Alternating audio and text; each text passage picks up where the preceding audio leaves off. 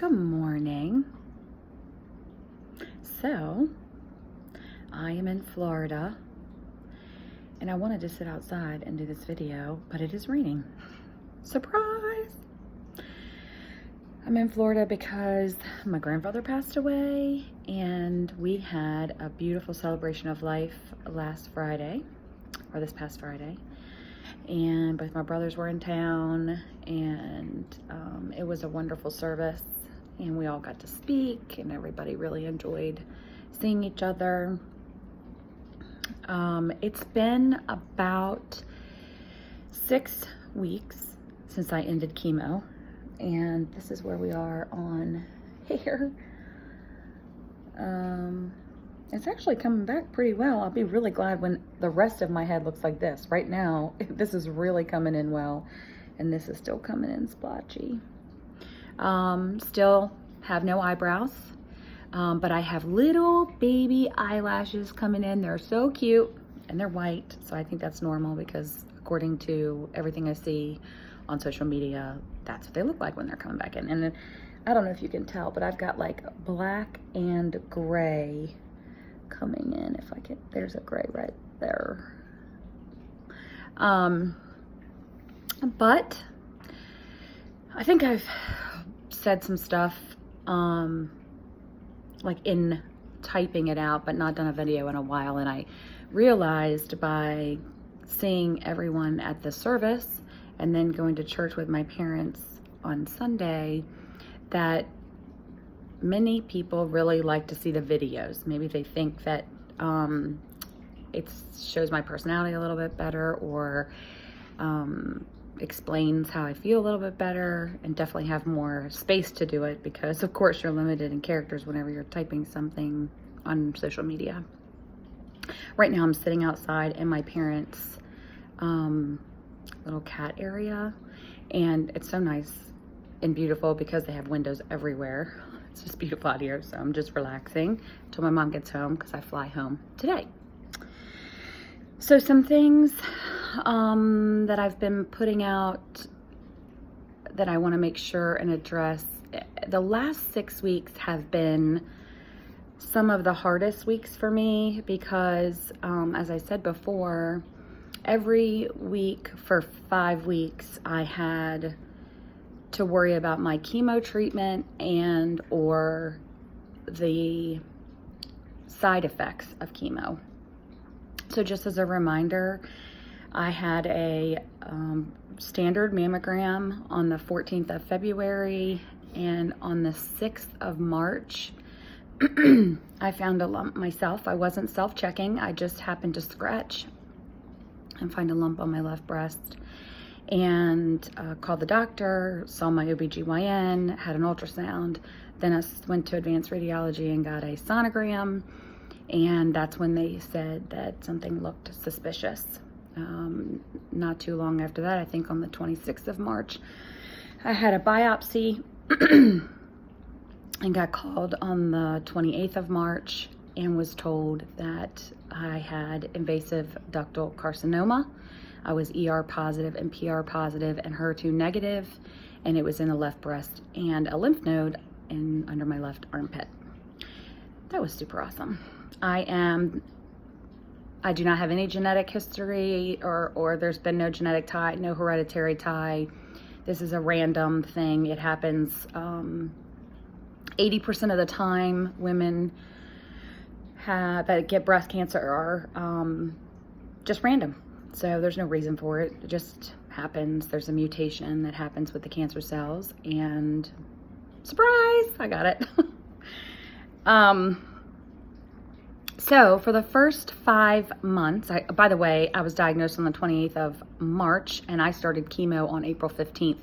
So between 28 March and April 15th, I had an MRI and a PET scan and met with my breast surgeon and started chemo. I started out with the cold cap, first chemo treatment. It was horrifically painful. I instantly got a migraine. You can do some research if you want. Cold cap is supposed to try to preserve your hair because it freezes the follicles, and then the blood flow doesn't happen. So I guess the chemo doesn't get up there. But I wore it one time and was in so much pain that I just decided, no, I'll have to lose my hair. From a lot of discussion over 2 weeks and with my family, and decided I'm just gonna have to lose the hair. That was a hard moment. Not the decision, it was the moment that my hair started to really fall out, and I found a bald spot, and it was like right up here. And that was, second or third week. And I really had a lot of hair. I have a lot of hair anyway, normally.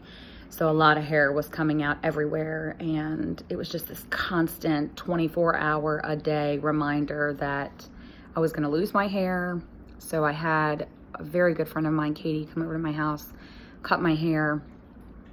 And she got it down, and it was like this little hair with all these like patches. And then not too long after that, the patches were really unattractive. So Rob shaved my head, and I was almost completely bald. I never went completely bald. Taxol started after AC. I was taking biotin. I have no idea if that helped, but I didn't lose my fingernails as a side effect from Taxol. They did loosen up. I actually have one on my left hand that is separating from the skin, but it could have been so much worse. I did get a rash on my arm from the Taxol in the latter part of the injections, and it itched a little bit, and it was very sensitive to the sun. So towards the end of the summer, I would not sit out in the sun anymore. I just would be under an umbrella. Never let my face get any sun this summer. Wore a hat every day because this had never seen any sun.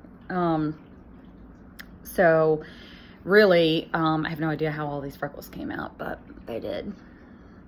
And so I think with all of that, I felt there was a rhythm and there was an expectation for a good 5 months before I had my last chemo on August 26th.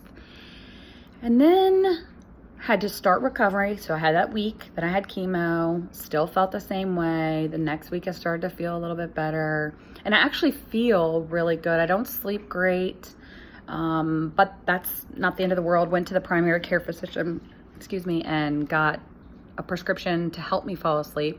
It's not the greatest, but it's better than taking Xanax, which was what I was doing, along with a sleeping pill or 2, sometimes 3.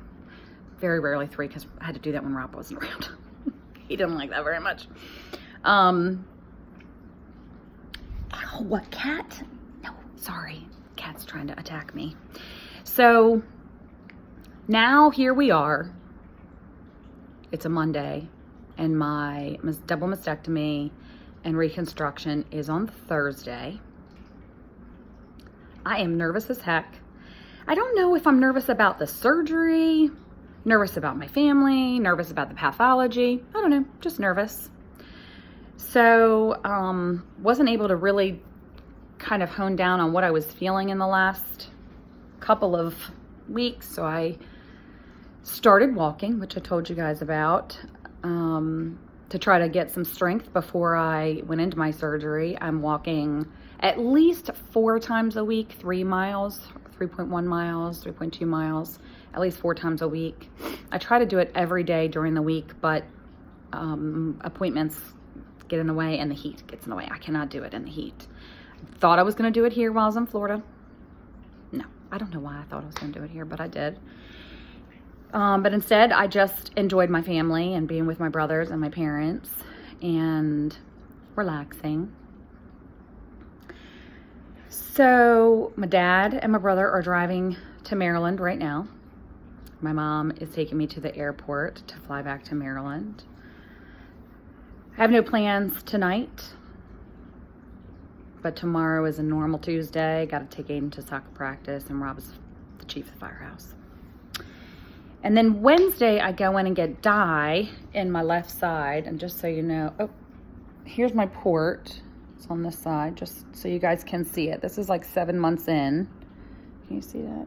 And then on the left side, I'll get some dye put in on Wednesday evening so that when they do the surgery Thursday morning, they can see all the lymph nodes and decide which ones they want to take out. Obviously, they'll take the one that was cancerous, but they probably take a couple others too. And the surgery should last 4 hours, and I'll be in recovery a couple hours. And then they're sending me home. And my mom in Maryland is going to come stay with me. My mom and dad from Florida are going to be here. My dad from Maryland's going to be there. I'm going to have a whole posse at the hospital, which I kind of feel good about. I'm kind of glad they're going to be there, not only for each other, but just, I don't know, it feels good to have that much support. And after being here this weekend, hearing everybody tell me how much they've been praying for me and how strong I've been to them, it feels really good. And I'm glad that I'm sharing my journey through videos and through social media. Sometimes I struggle, sometimes I'm afraid, sometimes I'm sad, sometimes I'm mad. But I'm really happy that I have so many people behind me. I got to see my cousin and my niece, which was a huge deal, because just wrapping my arms around those people just, I don't know, brings a sense of solitude and, I don't know, comfort. I struggle with words, by the way. I think this is chemo, but maybe it's just me getting old. But it was very comforting to have them there and see them and hug them and smell them and have them love on me. So I don't think I'll do another video unless I try to do one from my surgery bed, which would be hilarious. I'm supposed to be there really early in the morning before my surgery, and I can't imagine that they would actually start my surgery that early. They probably have to like hook me up to a bunch of stuff. Kind of excited. I'm going to get some good anesthesia rest. I haven't rested like that in a long time. But I just want to also, besides letting you know how I felt over the last 6 weeks, which is all over the place, strong, weak, happy, sad, fearful, bad to the bone, just everything all over the spectrum. Plus we've lost people in the last 6 weeks too to cancer, and friends, acquaintances, and people that we care about. So we've definitely, as a family, been trying to find our center with this diagnosis and really wrap our heads around trying not to think about it coming back. I really don't think it's going to come back. This is why I'm doing a double mastectomy. But when I'm irrational, those crazy things creep up in my mind. Again, though, I just could not do this without the love and support that I get from so many people. And specifically want to thank those that send me personal notes about how I've touched their life. Gosh, you can't imagine how much that does for me. Random people that I haven't talked to but are following me on social media that I know or don't know, and just telling me how much this means to them and how they can recognize what maybe their loved one is going through or has gone through. And I'm just one in a bazillion people, but I really want to make sure everybody knows I'm not strong all the time. I can't be. I just can't. I cry. I try not to cry, because if I start to cry, then it's really weird. When my grandfather passed away, it gave me a reason to do it. My poor cousin and my brother had to hear me whining. But I couldn't do any of this without the gazillion people supporting me. My family, most importantly, have been the strength that carry me. I really have an amazing family. I really do. And then through them, I have an extended group of people that are praying and supporting me and thinking good, positive thoughts, which is huge to me. So I want to say thank you. And I will see you likely on the other side of surgery. Love you all. Thank you so much. God bless our military, our first responders, and you.